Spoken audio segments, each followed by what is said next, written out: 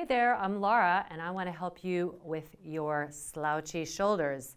This is a rounded shoulder remedy routine that you can just implement in your daily life to help your posture. So first, I recommend coming to a wall, because you can do this throughout the day. Find a wall. You could do it on a door, just make sure it's shut. And you want to have your arm or your elbow is about 90 degrees to your shoulder. You'll place the arm on the wall and then bend the knees. And I want to keep my head in line because the muscles from the skull attach to the shoulder. So if I have the head forward, that's not going to do me much good. So really retract that head back in place, bend the knees, and then I'll start to walk the feet away from the wall, just enough to where I can feel a pull on the pec.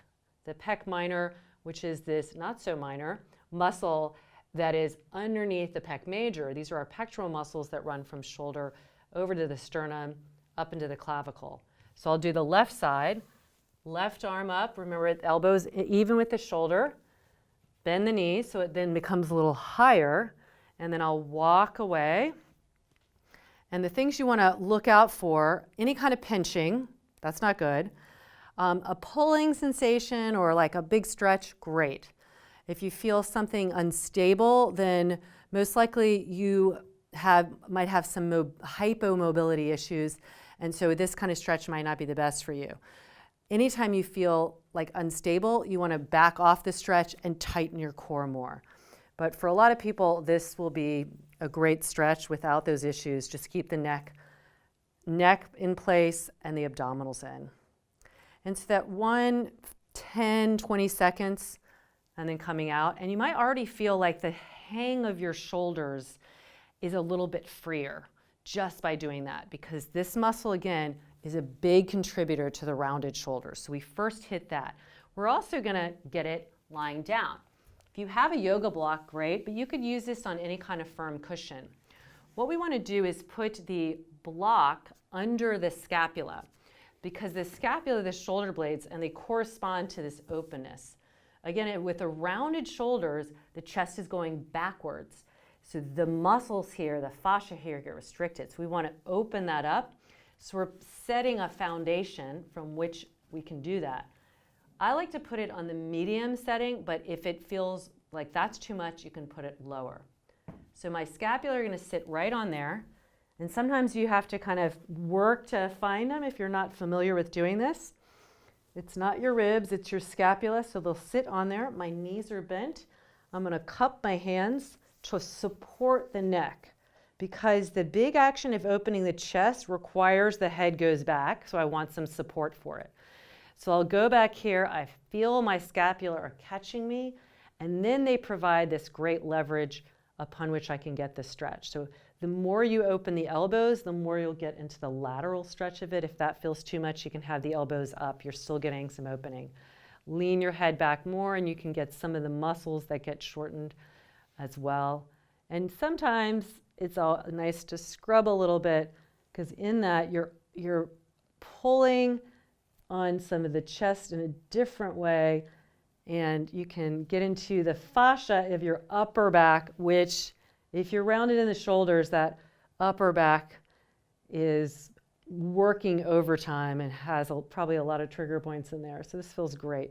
You could do this forever. What you don't want to do is do it in a way that's painful. You want to do it in a way that feels like I'm opening some stuff, holding the abdominals in. All right, then we're going to use the block again.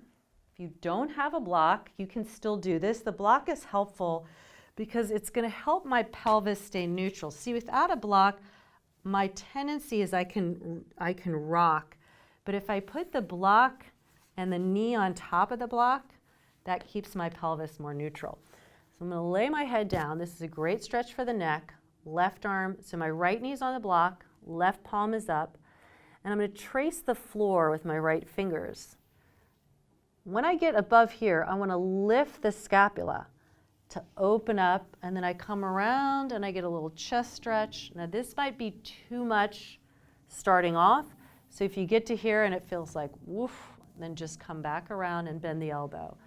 But what we're trying to do is get a bigger freedom of the chest and the movement in the scapula when your shoulders have been rounded and slouchy, your scapula also get kind of sticky and they don't move as well as they should. 2 more like that.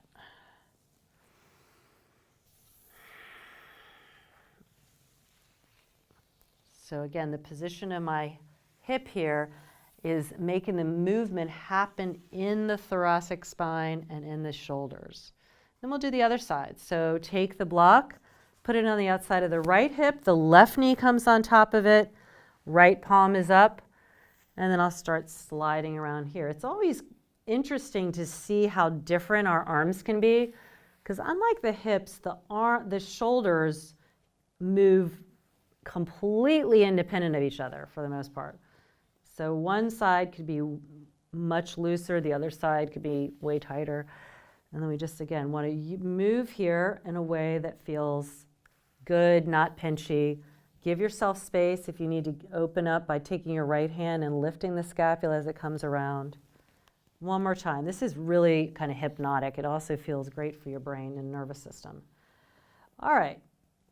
Now we'll come around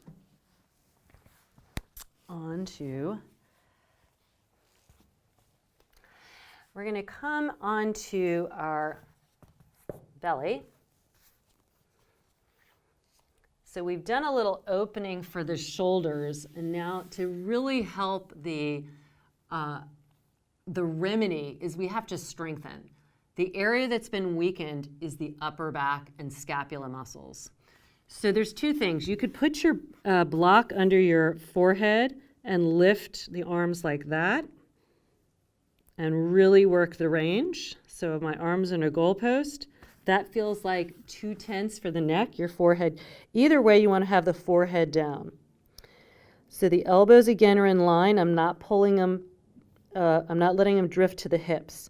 So you can look at your peripheral, elbows in line with shoulders, and then I'll lift up. Now, as I'm lifting up, I'm thinking scapula are sliding together a little bit, but then they're pushing downwards toward the chest. So they're really suctioning through toward the front. And this could be really challenging if you've been slouchy for a while because these muscles have not been worked. They've been worked in a lengthened position. So these are great muscles to work on to help the shoulders. One more time like that. And then come on up. So that's a quick series that helps you open up, move, and then strengthen. But you always have to keep in mind the position of the neck and the position of the pelvis because that will impact. So keep your work on your posture to get rid of the slouchy shoulders.